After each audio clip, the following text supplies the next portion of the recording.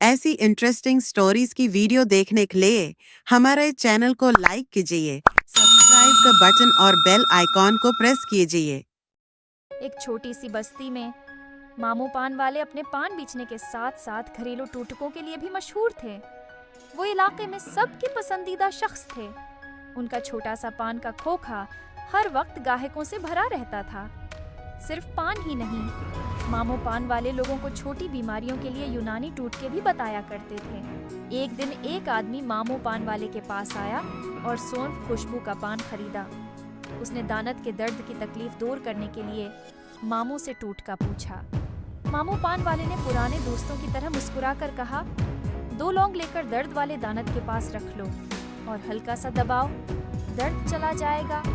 आदमी ने उनका शुक्रिया अदा किया और बाद में आकर बताया कि वाकई दर्द ठीक हो गया। दूसरे दिन एक और ग्राहक ज़ुहूर राजा जानी पान लेने आया।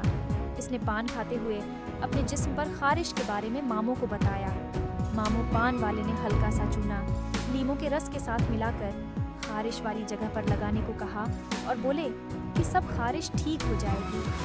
अगले दिन वो आदमी आया और बोला, वाह मामू, तुम्हारा नुस्खा कमाल का था। एक शाम एक परेशान आदमी डबल पति ज़ुहूर राजा जानी पान लेने आया।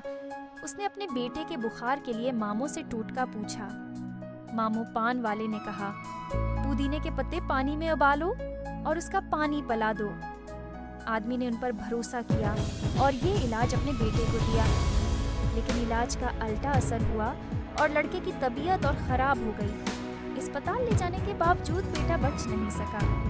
इस हादसे ने मोहल्ले के लोगों को एक यादगार सबक दिया, अपनी सेहत के लिए बगैर अहलियत वाले लोगों का मशूरा न लो। मामू पान वाले के इरादे अच्छे थे, लेकिन इंजाम बुरा हुआ। हमें अपनी सेहत के मामलात के लिए सिर्फ काबिल डॉक्टर से ही रुजुआ करना चाहिए।